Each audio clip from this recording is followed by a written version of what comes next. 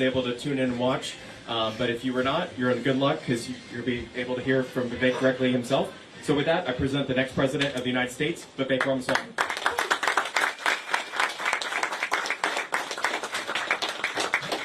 It's good to see you all. Thank you, and I'm excited to have an open conversation with you all. I don't know. I'm actually really curious. Did some of you end up watching the debate last night? Good number of you. I came here straight from Tuscaloosa, actually, so thank you for your patience. We came straight from the airport. I'll tell you something. I can't be an honest arbiter and critic of what the Democratic Party is doing in this country and of what the mainstream media is doing to this country if I'm not also honest about our own failures as a Republican Party. And if you think the threats to our freedom, the threats to our national identity just come from one party, I think we're mistaken. We have to take a much deeper look in the mirror ourselves and ask ourselves what this Republican Party even stands for. I don't think the real dividing line in this country is between black and white, as the media would teach you to believe. But I don't even think it's between red and blue, really. It is deeper than that. It is between the managerial class in the administrative state, the deep state, the people who we elect to run the government, not the ones running the government, but the unelected bureaucrats and the everyday citizen. It is between those of us who love our United States of America and our founding ideals, the idea that all men are created equal, endowed by their Creator with certain inalienable rights, among these life, liberty, and the pursuit of happiness. Those of us who believe that you get ahead in this country not on the color of your skin, but on the content of your character and your contributions. Those of us who believe in free speech. Those of us who believe in American exceptionalism. And then the other side of this war who believes that we have to apologize for our nation and our founding ideals. That your identity is based on your race and your gender and your sexuality. That we have to stop burning carbon in this country, even as we shift those same carbon emissions to places like China. That we can use our own military to seal somebody else's border halfway around the world, but we can't use it to seal our own border in this country. That's the other side of this war. And I don't think it's 50-50 if you divide it up that way. I really don't. I think at least 80% of us in this country share our core national values in common. I think half the 20% are actually people younger than me who never learned those ideals in the first place, and we're going to bring them along too. But here's how we're doing it. We're doing it by speaking the truth 360 degrees all around, not just to the other side, but to our own side right here at home. Speaking the truth, not just when it's easy, but when it's hard. And there's a reason why I was the only person on that debate stage last night who could tell you the truth about the hard issues. That January 6th now increasingly looks like it was an inside job of entrapment involving our own federal government. The same government that is a separate can of worms, but you see the same government that's lied to us for 20 years about Saudi Arabia's involvement in 9/11, to the origin of the COVID-19 pandemic, to the Trump-Russia collusion hoax, to the Hunter Biden laptop story, now to how our money is being spent in Ukraine. The same government that lied to us about the weapons of mass destruction in Iraq that were the basis of a failed invasion of a foreign country that cost trillions and killed thousands of our own sons and daughters. The idea that this is a third rail you're not supposed to touch. The Great Replacement theory is not some grand right-wing conspiracy theory, but a basic statement of how the Democratic Party runs its immigration policies with open borders in this country, that we should be able to debate in the open. The idea that not only was the 2020 election stolen by big tech, but the 2016 election, the one that Trump definitively won, was also effectively stolen by a national security establishment that knew the Russia collusion hoax was false but still pushed it. That the chairwoman of the RNC, after 5 failed years of leadership, needs to step down and resign. That the carbon capture pipeline, making its way across this state in the name of the global climate cult, using eminent domain to seize the land of innocent farmers in Iowa who don't want that pipeline running through their land, that that's unconstitutional and illegal. Ask yourself why I am the only candidate in this race who's able to speak those hard truths. And if you want somebody who's going to get in there and actually shut down the deep state, actually take on that federal bureaucracy once and for all, actually speak truth to power, then I believe you need to vote for somebody who is going to speak the truth to you. That's where it begins. That's what we can expect of our government. That's what you should expect of your political candidates. And I would rather speak the truth and lose some election than to win by playing some carefully crafted game of political snakes and ladders. And so with that said, let's practice what we preach a little bit. I want to open this up. I want you all to not hold back. I'll say this as I open this up. The way we're going to get this country back is going to be by all of us, not just me, but every one of us starting to speak openly again. If you want to know the best measure of our country's health, how well is American democracy doing? I'll tell you, it's not the number of green pieces of paper in our bank account. That's important. But it's not the most important thing. It's not the number of ballots we cast every November. That matters, but it's not the most important thing. The best measure of our country's health is the percentage of people who feel free to say what they actually think in public. Right now, we're doing poorly. We're doing abysmal. I understand even why fellow Republican candidates for U.S. president can't say these things, let alone why ordinary citizens who might be fear of losing their jobs or their kids getting a bad grade in school can't say them. But the only way we're going to get it back is all of us starting to speak the truth with a spine, with conviction, with respect. But part of respect is that you respect your neighbor enough to tell him what you actually think.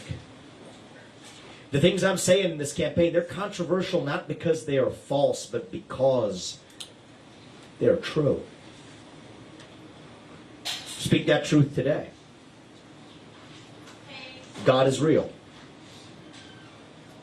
There are two genders. Fossil fuels are a requirement for human prosperity. Reverse racism is racism. An open border is not a border. Parents determine the education of their children. The nuclear family is still the greatest form of governance known to mankind. Capitalism is still the best system known to man to lift us up from poverty. There are 3 branches of government in this country, not 4. And the U.S. Constitution, it is the strongest and greatest guarantor of freedom in human history. That is the truth. We fight for the truth. We stand up for the truth. That is what won us the American Revolution. That is what reunited us after the Civil War. That is what won us 2 world wars and the Cold War. That is what still gives hope to the free world. And if we can revive that dream over group identity and victimhood and grievance, then nobody in the world, not a nation, not a corporation, not a virus, not China, is going to defeat us. That is what American exceptionalism is all about. And that is what we're going to revive to save this great country. Thank you all for coming out today. I want to open this up. Let's have a conversation. Thank you very much, guys. I appreciate you being here. I appreciate it. I want to practice what we preach a little bit. And everything's fair game. Foreign policy, what you hear about me in the media, faith, family, whatever it is. Let's open this up, and I'm excited to talk to you. Sir, I'm a disabled veteran from the state of Iowa. When President Trump took office, he opened up what you call the VA hotline. The VA hotline was meant for this reason. This was to help veterans who had problems with the VA to fix the VA. As we speak right now, VA has convinced our politicians that basically VA could better serve veterans and fix these backlogged claims and all these problems that we have if they were in charge of the hotline. And I'm here to tell you, sir, the problem with most politicians that I've seen, my personal opinion is, whenever you talk to them on a campaign, they're all willing to go line by line on the budget, and we're going to fix the budget. That's everybody's big story, the budget. How about if the last time I ever heard a politician, which I've never heard, somebody to go line by line in the laws of this country, okay, for everybody equally. The rich guy, the poor guy, it doesn't matter. But I'm here to tell you, disabled veterans have been lied to. You've got federal laws out there, 385301, that protects their benefits when they come back when they're injured in the line of duty and the war. That was for one of these deals that the country, in order to get people that'll join the military, they made a promise to take care of them. And it's a lie. What you got is the VA colluding with the state courts and lawyers and judges. I've got all the information. I've contacted the secretary, who's called me twice, and I've got all the laws, got the paperwork, got the casework, got everything. But you know what? Everything's hidden. I've got the Supreme Court of Nebraska that says when a judge makes a decision against a veteran's disability, it's void from inception. You got Minnesota Supreme Court that says the same thing. You've got the Kansas courts that says the state don't have the jurisdiction. I know the lawyer that went to the U.S. Supreme Court. His name is Carson Tucker, and Howell versus Howell. A state cannot vest what they're not vested in. But what's happening is these states are counting veterans' disability as income. And what's happening to our veterans? They're committing suicide. They're on the run. They're disabled in the line of duty. And this country says they support veterans. We have veteran service officers that don't do their jobs. We have a VA that's lying to them. And so my problem is, sir, when people run for politics, they come up to you just like Joni Ernst did. We're going to fix that problem. When they get in there, there's 100 people between me and Joni Ernst, and she never hears the issue again, and it goes away. Thank you, sir. What's your name again? Jerry. Jerry. Thank you for your service, and also thank you for speaking with conviction. That's what I told you to do, and I appreciate that. We need more of you doing it. I'll tell you, I mean, be skeptical what any politician tells you, but you may as well want to start when it comes to the presidency. The VA sits under the president. Yes, the VA sits under the president, so the beauty of this is, it's not even, don't rely on the Joni Ernsts of the world. Rely on the U.S. president, who actually the executive branch reports into. Let me tell you something. Start with somebody who isn't a politician. That's what it's going to take. And I view this as public service. We live a good life as a family. This country has blessed us with an American dream my parents never imagined when they came to this country 40 years ago with no money. So we're getting in there to solve problems like this one. Let me speak to this. I come from the private sector. I'll tell you how it works in the private sector. If you have a CEO of a public company or whatever, the shareholders decide on the pay of the CEO and of the CFO and decide whether they get hired or fired. So on Veterans Day this year, we actually rolled out comprehensive veterans policy. It is a lie to say that we care for our veterans. We support our veterans. We say that. We don't do it. See, they say it's close to 22. No, I've gone kind of deep in this. It's close to 40, upwards of 35 plus veterans who are committing suicide every day on average in the last couple of years in this country. That's not the United States of America. Why are young people not serving in the military? We got a 25% recruitment deficit. You want to know why? Because young people aren't stupid. They say, if this is how you're going to treat your veterans on the back end, why the hell would I go sacrifice my life on the front end? They don't say it that way, but that's effectively part of what's going into their head, and then the crisis of national pride combines with that, and we have a recruitment deficit. So anyway, back to the point about the shareholders of a company. Our plan for reforming the VA is effectively to run the VA as though the veterans are really the shareholders of the VA. They vote on the people and the administrators, the top dogs, how much they're paid or not, who's hired or fired. Then you have accountability to the person who you're actually existing to serve. What a radical idea. As opposed to laws within an administrative bureaucracy with civil service protection, the people who are or are not managing the hotline or whatever, the civil service rules say you can't even fire those people. For merit-based, they could be doing as bad of a job as you want to. You can't fire them. Here's the difference. It takes a president, what did you say, who not just understands the line items of the budget, but understands the line item of the law. Yes, sir. This is where they do Trump. I want to get really specific about this, because they told him you can't fire those employees because of civil service protections. Well, read the law. That does not apply to mass firings and replacements. And that's part of what we're going to need for a new culture of meritocracy in the VA. My wife and my mother both have been physicians in their life. My mother's retired. She worked in the VA system as a psychiatrist treating PTSD a long time ago for veterans who suffered from it. My wife's had her interface with the VA system as well. This is fixable. You need the veterans actually be the people who the VA is accountable to. And then I want some other changes too. I mean, you brought the hotline issues is actually something that's, you're not the first person to mention this to me.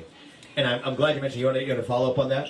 I just should shortly. I don't want to invade anybody else, everybody else. Yeah, I'll go to you right after. That book was wrote, I've talked to this man that wrote that book every night for almost 9 years. Okay, this man right here was a Vietnam veteran. But the last thing I wanted to remind the crowd is, the problem in this country is we have judges. Judges are legislating from the bench. Yep. The judges are not meant to make the law or change the law. The Constitution tells us the judges are here to follow whatever Congress says. Okay? So the only thing that the judges can do, even in the Supreme Court of the United States, is to see if it's constitutional or if it's non-constitutional. Period. And there's one step even worse than that, which is in Washington, D.C., which is now these administrative law judges who were never elected to the administrative state. Sure. So it's most of the bureaucrats in D.C. This is something the U.S. president can fix. Yeah. I want you to understand this. There'll be some questions you all ask me that I will tell you honestly. This requires going through Congress to fix. But if the failure is within the executive branch of the government itself, as in the VA, as in the case of administrative law judges, or the administrative regulators who are making up laws that Congress never passed, that's something the U.S. president absolutely can fix. And what I was going to say is, yes, it's going to take an outsider. Trump brought that, I bring that. But it takes an outsider who also knows and understands the law and the Constitution of this country. Both of those things, and the history behind that. Those two things don't go together. You might get some academic, nerdy legal guy, which I am in part, but you also have to have an executive. I've built multi-billion-dollar businesses, hired thousands of people. I know how to break glass. That's also what it's going to take to get this job done as well. Those two things don't usually go together. That's what gives me my sense of purpose. And my faith teaches me that God puts us here for a purpose, and we have a moral duty to realize that purpose, to use our God-given gifts to achieve the maximum possible potential we can. That is why I'm doing what I am. And in terms of reforming the VA, I'm the only candidate who's offered a comprehensive policy to do it. There's a lot else in that. I could go into it if others are interested in taking aim at PTSD and otherwise. But you have my word, that much we're going to be able to get done because that sits under the U.S. president. But that's what it takes, sir, like you said. That's fine. Even on the stand, I appreciate you going into depth. Most of these people, they read what's in the It's paper not their today, fault. and They just don't know. Yeah. They're just reading what their consultants gave them. It's not even their fault. It's just the way the broken system works. You need somebody who knows first personally to cut through the otherwise BS they'll blow back at you to say that I'm grounded in the law. Thank you. I appreciate that question. Great question. Right there, sir. And then we'll go to the back. Since you're talking about VA, my problem is you see it on TV where they want this money to build homes for these people that's lost a part of their body or something. Why can't we as a country help those people and give them the money instead of depending on it being given to them? But we're giving all this money to all these foreign companies that hate our guts. Yep. So it's funny because we are actually getting through the VA plan a little bit one by one. So one of the things that brings down rates of PTSD, let's just start with this concept, right? Go to fight foreign wars, is just dump them and drop them back into civilian life without helping them stand on their own 2 feet in any respect. Vocational training, occupational training, or even having a third-party place to live. What they call in the medical world decompression buffers.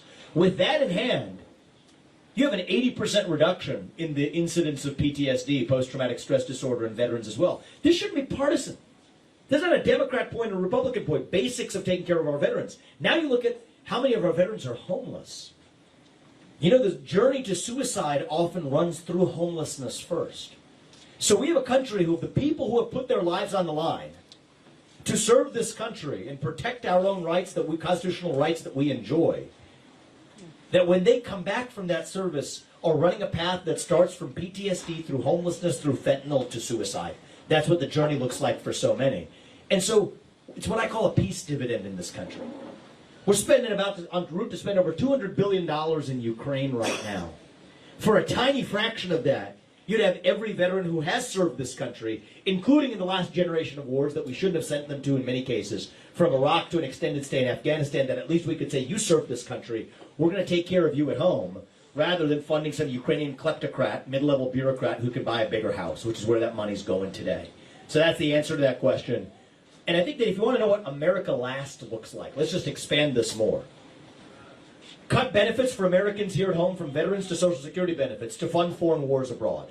That's what this looks like today. And if you want one surefire way to lose the general election, it's going to be a conversation about cutting Social Security, cutting veterans' benefits. That's what most of the rest of that Republican field on that debate stage is all about, using the excesses to fund wars in Ukraine that don't advance our interests. So if you want 20 more years of that, Dick Cheney 2.0, I'm not your guy. There's somebody else you can use, plenty of a couple of other choices at least, that you can go for on that debate stage last night. But this is where I think being a father of 2 young sons helps me. It helps me with my moral clarity. I can't look them in the eye and tell them, you have to follow the rules, if our government's not following its own rules. I could have 2 boys. One of them is 3.5 years old. One of them is about 1.5 years old.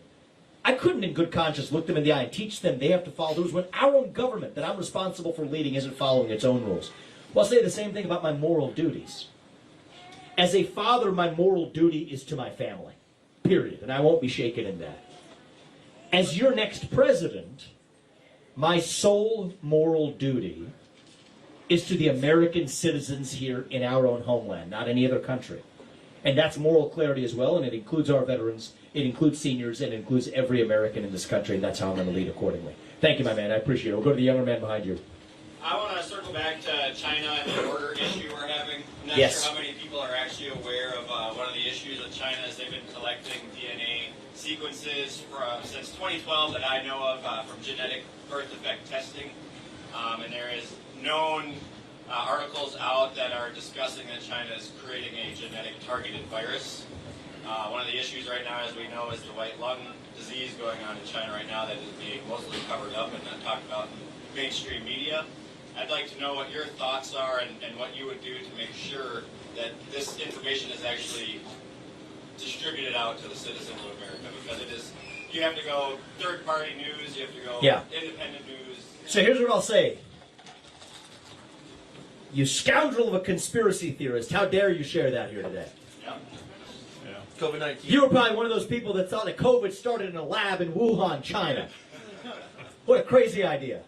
Crazy. Well, you know, and they, somehow one of those conspiracy theorists who said that the U.S. government funded it through the back door because we banned gain-of-function research in the United States. Are you one of those crazy people? I am. Okay, well, it turns out you were right about those first 2 things. So I think that one of the things that history's taught us is that we're only going to get to the right answer through transparency and open discourse and debate, which is exactly what they're suppressing in this country. I'm less focused right now. For the last several years, I've been writing books on this. My first book was Woke Inc., exposed a lot of the censorship industrial complex, including around the Chinese lab origin of the virus.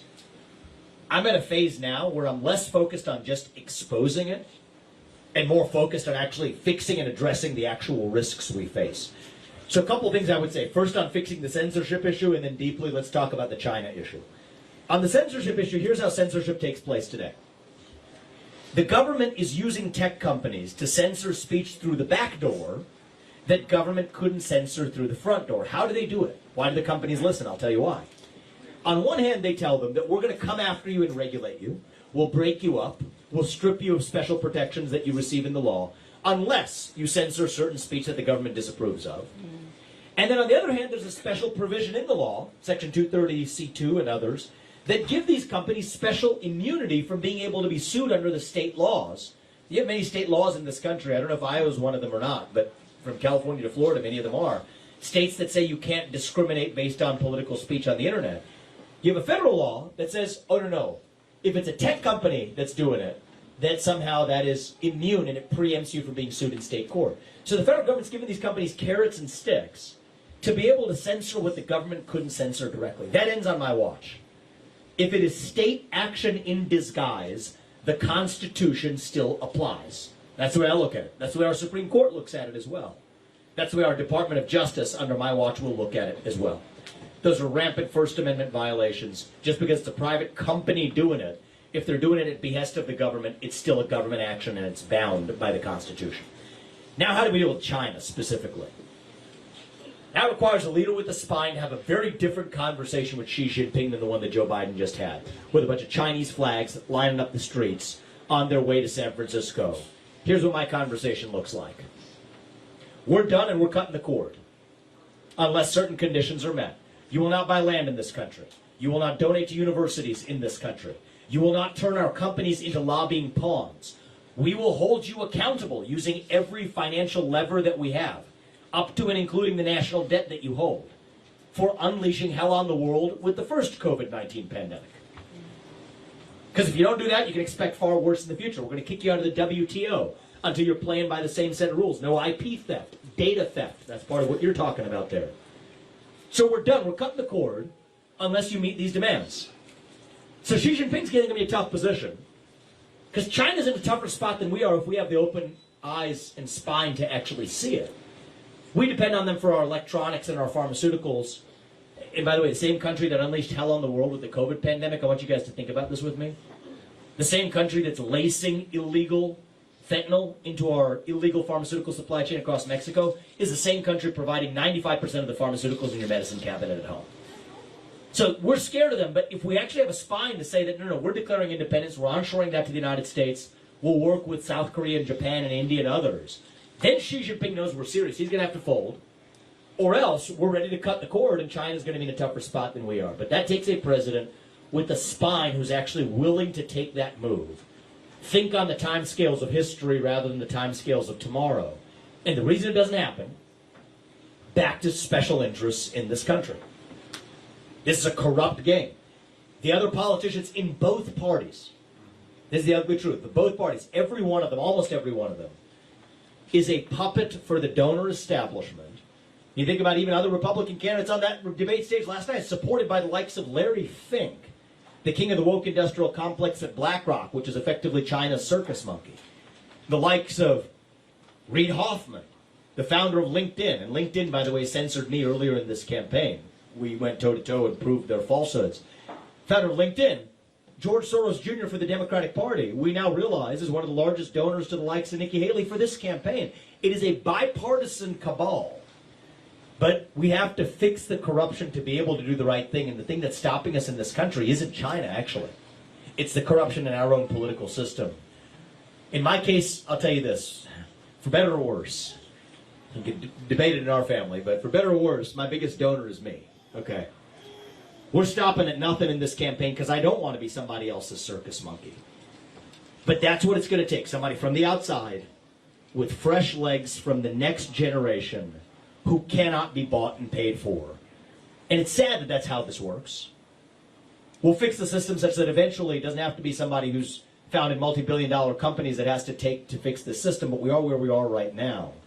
And that's what it's going to take to be able to cut through on the China issue. Otherwise, it's not going to happen. 5 minutes. Oh, really? Okay, I'll go fast. Okay. Along the same lines, what, in your opinion, can a good president and a good Congress do to interrupt the WEF, the WHO, the UN? Oh, the World Economic Forum? Yeah, but this is WEF, UN, WHO. Here's one simple answer. Stop funding institutions that are hostile to American sovereignty.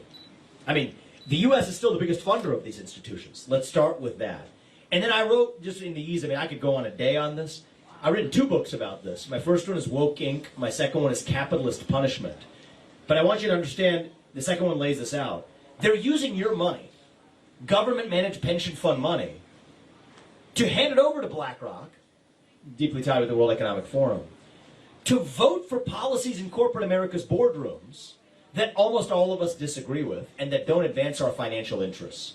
So I tried to fix that through the market. I started a firm called Strive that competes directly with BlackRock, crossed $1 billion in assets under management within the first year of launching its own fund.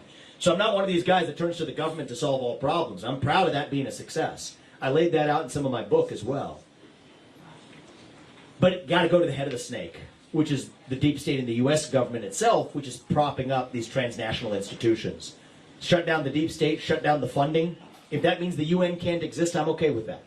But we're not going to fund the WHO or the UN. And once we stop funding them, they may cease to exist, and I think that's okay.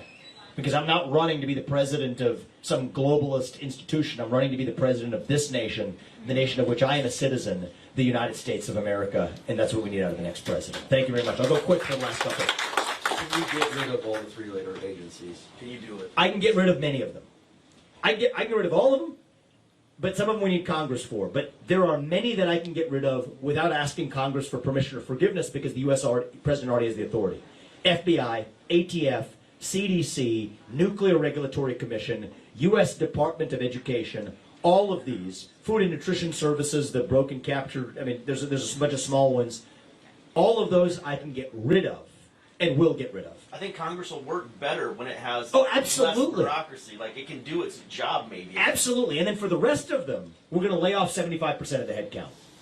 Reduce by the end of my first term, we will have a 75% reduction in the number of those federal bureaucrats.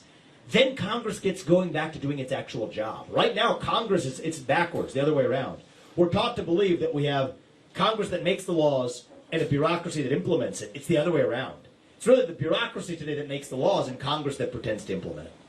That changes on my watch. 3 branches of government, not 4.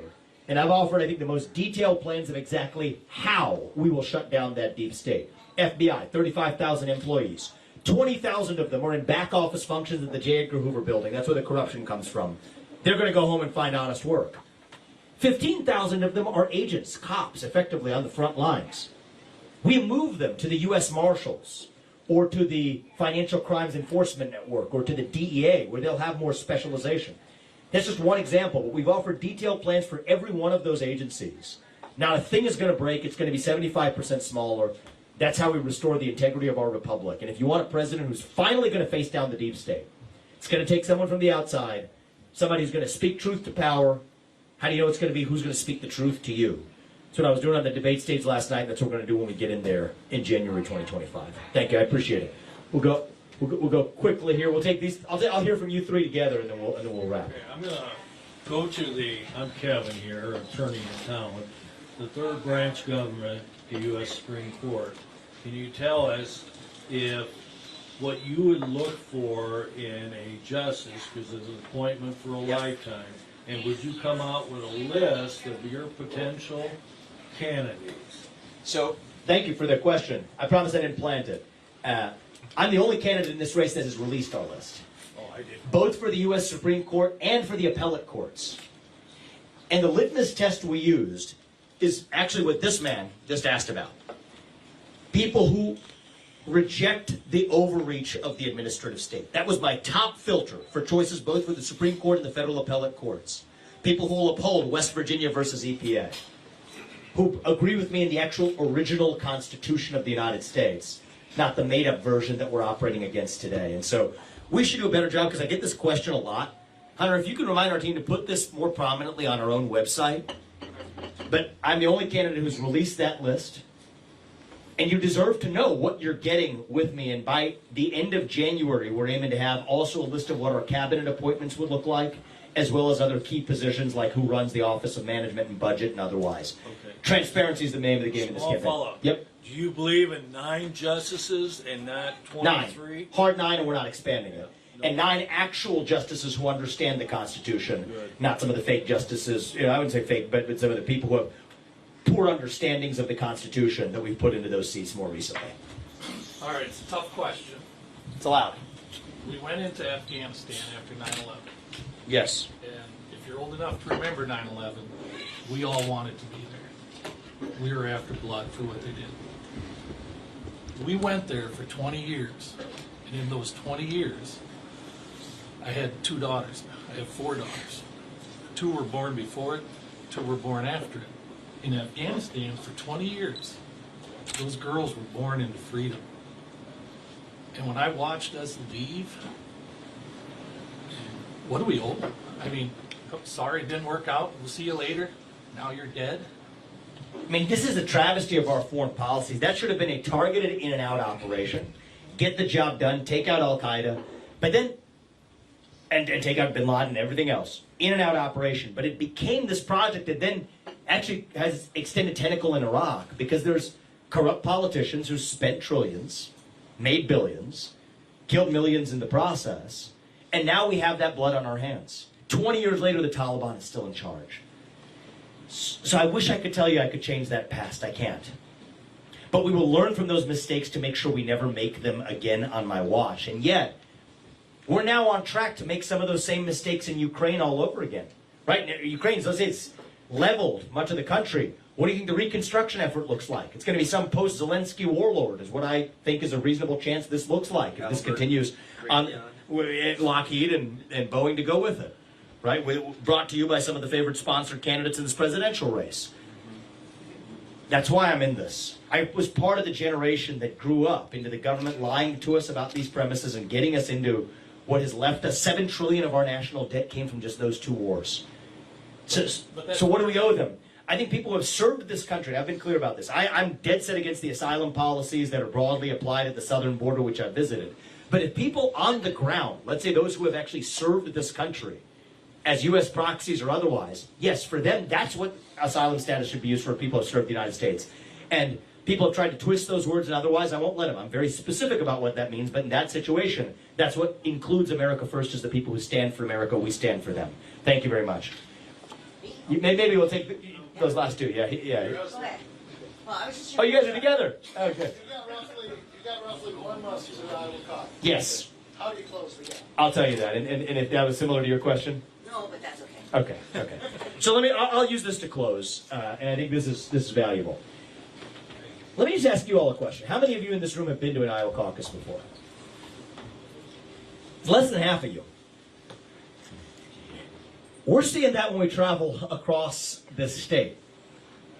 Many of our supporters have never been to a caucus and they are not polled.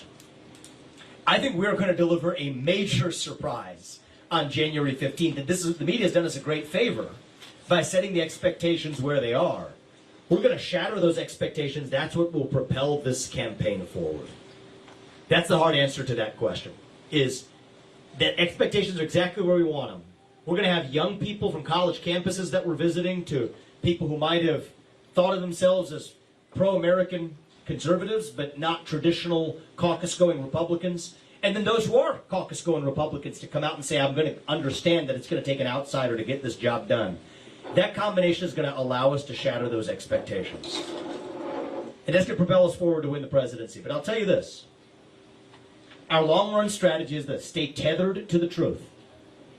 It'll be a lot easier for me to play the same game with the donor establishment that the other candidates are playing, so it allows them to buy more TV ads with their super PACs or otherwise that I'm able to buy.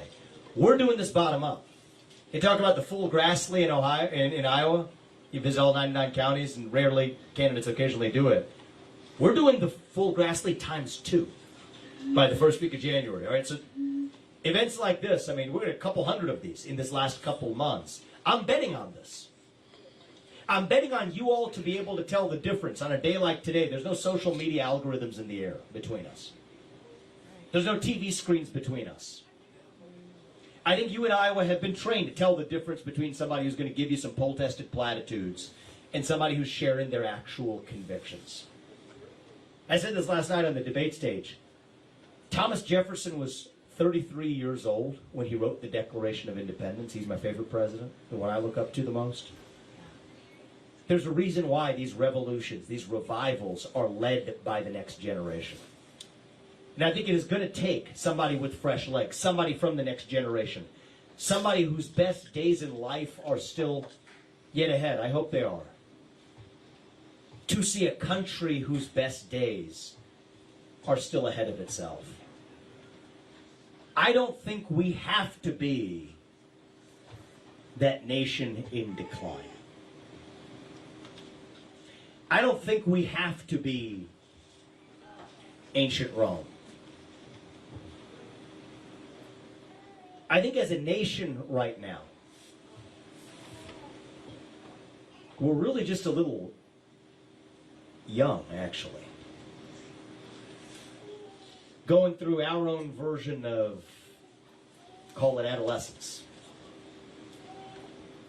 Figuring out who we're going to be when we grow up. And when you view it that way, for me at least, it makes sense again, actually. You go through that adolescence, you go through that identity crisis. You lose your way a little bit. You forget who you are. You do some stupid things. We are as a country, certainly.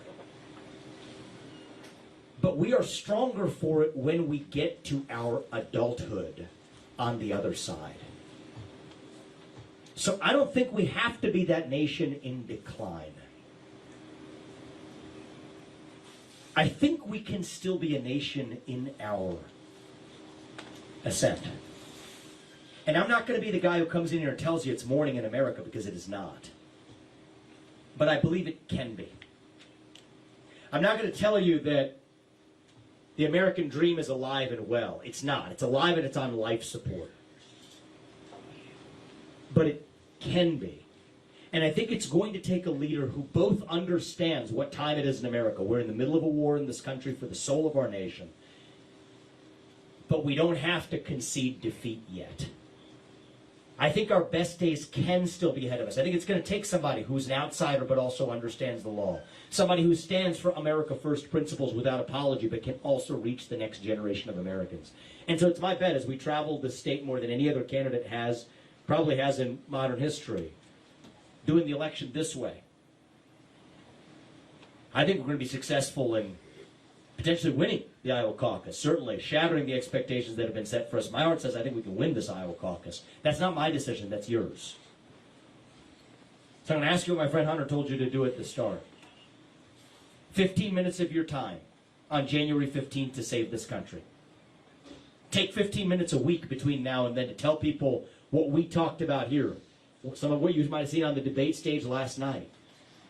And if you guys do your part, I promise you, my wife, Apurva, and I, she was with me in the front row last night. She's in the operating room taking care of cancer patients today in Ohio. We're making these sacrifices. We're going to stop at nothing till we get the job done. And if you all do your part, my wife, Apurva, and our family, we will do ours to make sure that our country's best days are still ahead of us, that we will look these young men and their generation in the eye and tell them and mean it, that the United States of America is still the nation where no matter who you are, or where your parents came from, or what your skin color is, or how long your last name is, in some of our cases, my kid's case, that you will get ahead in this country with your own hard work, your own commitment, your own dedication. And that you know what? You are free to speak your mind at every step of the way. That is the American dream. That is what we are running to. And with your help on January 15th, that's what I'm asking for, with your help on January 15th, and between now and then, tell the people of this community, spread the word of what we've done, bring them out too. With your help, that is what we're going to revive to save this great country. Thank you all for coming out this morning. I appreciate it. God bless you.